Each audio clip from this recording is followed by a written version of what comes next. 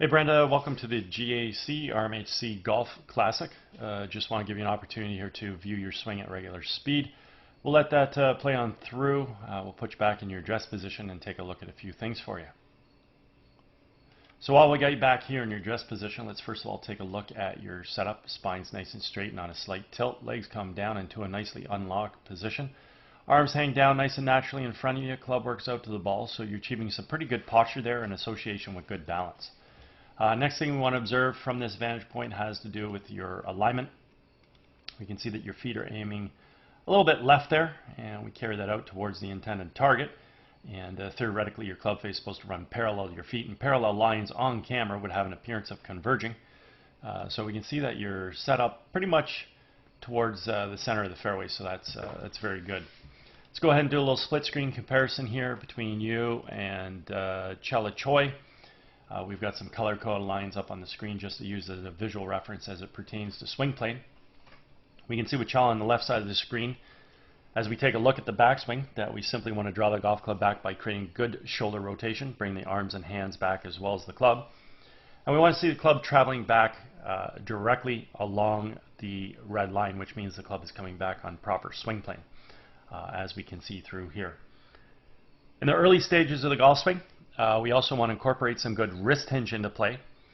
So that means that we're trying to transition the club from being below and in front of our hands to moving above and behind our hands, as we can see there through the wrist hinge. And this is very important. I want you to notice how that wrist hinge is achieved. From here we work from red up towards the blue-yellow V zone. When we finally set the golf club at the top of the backswing, we want to have the left arm and the club situated on the yellow line, or somewhere within that blue-yellow V zone. We want to create full shoulder rotation, and we want to do all this about a very stable right side, which we see with Chella Choi there. As I watch you initiate your takeaway here, you draw your hands back very nicely, turn in your shoulders. You need to create some forearm rotation as you're bringing the golf club back. So we create that forearm rotation and create proper wrist hinge. What we can see with you is that we're bringing the club back. We don't have a lot of wrist hinge through this aspect. We haven't created forearm rotation. And what ends up actually happening is you're taking your left forearm and your left hand, and you're turning the back of your hand to face the ground. So you're actually closing the club face and not able to create the proper hinge. So you're getting as much hinge in your golf swing as you possibly can with your left hand working underneath the golf club. So again, the whole idea here is we want to roll the forearms a little bit open and create a proper hinge. And that hinge is going to work in there, in that joint right there. Okay? So unfortunately we're a little stiff-wristed with the golf club. As I said, turning that left hand underneath the club, that's closing the club face and not allowing you to create proper hinge. Wrist hinge is really crucial in a golf swing because it does two things for you. One, it creates club travel in your backswing, and two, it creates power in your downswing. So think about a pitcher throwing a ball. If they weren't going to cock their wrist, they'd have nothing to snap through as they come through and throw the ball. So same in golf. If we don't create enough wrist hinge coming back, we don't really have any speed to create going through. So you've turned your shoulders quite nice, stable right side. You are a little tall. We've sort of stood up out of your posture a little bit. Arms are in good position relative to your core. I just really like to see you work your forearms and your wrist correctly, create a little bit of a longer swing, and really get that wrist hinge into play. So hopefully I can show you here on the left side of the screen, again, with Chella Choi, just to be a little bit more detailed. It's a little hard to see just because, you know, looking at the wrist is very difficult on camera here, but her forearms are rolling open and she's cocking her wrist. Notice how we can't see her Velcro strap of her left hand. So that Velcro strap is still facing out in front of her in this way. In your case, your Velcro strap would be facing us because you're turning that hand underneath and towards us. So it's an incorrect hinge to the top of the backswing. Okay? So it's something really, really important in the golf swing for you to try and achieve. Now as we create our downswing, we simply want to move our weight from our right foot to our left. We want to fire the knees and the hips to the target. We want to unwind our core and fire our hands. And in doing so, we want to make sure we're bringing the golf club from yellow back down on top of red. And that's exactly what we see here with Chella Choi. We see the golf club returning back to plane. Other thing we want to point out at this stage of the golf swing is the relationship between the lead forearm and the club. We refer to this as retaining the angle. Just simply means the club head right now is remaining above and behind her hands, coming into the hitting zone, and this is going to allow her to create a lot of power in her golf swing, let alone also her ability to hit the ball straight due to the fact that the club is returned back to plane, which is a main criteria in order to produce straight golf shots. Let's watch you create your transition back into the ball here. So we drop the hands and arms, and the club is falling a little bit out in front of plane here. So if we were to just track the club head, we can see the golf club has not returned back to plane. Go to the next frame, still has not returned back to plane. Go to the next frame, still has not returned back to plane. So unfortunately we're throwing the club out in front of us over the top.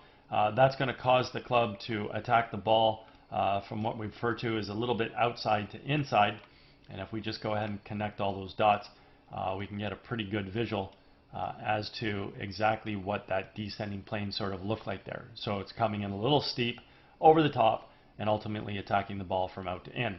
Whereas with Chella Choi, her club returned back to plane here and simply tracks into the ball directly from the red line, or actually just slightly underneath.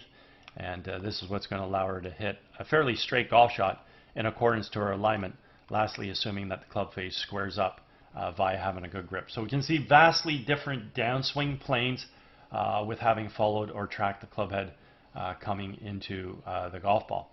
The other thing here, as we get to impact, we can see that your right heel remains on the ground. Chella Choi's right heel is off the ground, and we'll take a look at that footwork as we proceed to swing through. But at this point in time, let's just go ahead and take a look at the pass of the club, knowing that the downswing planes were very different. And what we can see here with Chella Choi is that her club is inside the ball before she strikes it. The club then expands out to make contact and moves through in a nice natural subtle arc. Your club is stuck outside the ball, dropping down and across, and very simply put, club's moving on an out to in path. So if we happen to square the club face up to that swing path, obviously what would happen is we would pull the golf ball in this direction of where we're swinging, and also maybe a little bit where we're aimed as well. If we happen to release the club relative to the path, then what ends up happening is we end up hitting a pull draw or a pull hook. If we leave the club face a little bit open relative to the path, we can block the ball a little bit out to right, then the ball has a little bit of left to right spin, the ball will find the intended target. And if we leave the club face too open relative to this path, incredibly we can block the ball way right even though we're swinging way left, but that would be due to the fact that the club face was massively open and then we're producing a block slice. So again, the end result of the golf shot is solely dictated based on the timing of the club face. As we move through with Chella, just want to get back to that footwork. Let's watch her right heel as she carries this golf swing through to her finish. She's simply going to come up off her right heel fully, up onto the toe of the right foot. That's going to displace her weight on her left side. That'll allow her hips to square around, shoulders to fully rotate, hands are high with the club back in behind us. We can see with you as you come through, let's see if you end up creating any of that footwork at all. And you actually do. You create a little bit of that footwork coming through. So don't hesitate to allow that to happen. Don't hesitate to let your right heel come up off the ground as you're swinging back into the ball. Get up on your toe of your right foot fully. But nonetheless, you're getting through a pretty good finishing position here. Doesn't look too bad at all. Okay. Overall, you know, some nice athletic ability in your golf swing. I mean, your hands work well. They come back. They fire through. Your core works well. You coil, you uncoil. You got a decent amount of footwork that allows you to get through to a finish. You know, we'd like to maybe improve your posture just a little, try and get your spine tilted over a little bit better. But the main thing is when we bring the golf club back, we got to roll the forearms better, and we got to learn how to create a better wrist hinge instead of incorrectly working those forearms and wrists. That get the club face very, very closed, and we don't maximize our hinge, and therefore we're not maximizing speed of the club. You're really hitting the ball with how fast can you turn your body back and how fast can you turn your body through. And we definitely need to utilize the mass of the club, and the way we utilize the mass of the club is via creating proper wrist hinge. Okay, so very, very important part of the golf swing for you is just really learning how to create proper wrist hinge in the golf swing, and then beyond that is then learning how to come into the ball a little bit more from on plane and not over the top and attacking the ball a little bit steep and therefore a little bit from out to in as we see here. Okay? Anyways, if at any point in time you ever want to work on any of these aspects of your golf game, I'm located over at Glen Abbey in Oakville. Be happy to structure a little program for you. Also, if you're involved with any golf tournaments at all and you guys are looking for a unique gift to provide your guests, certainly feel free to touch base. I'd be happy to discuss those swing analysis services with you. Anyways, I hope you had a fabulous day, and I hope you enjoyed getting the opportunity to see your swing on video. Take care.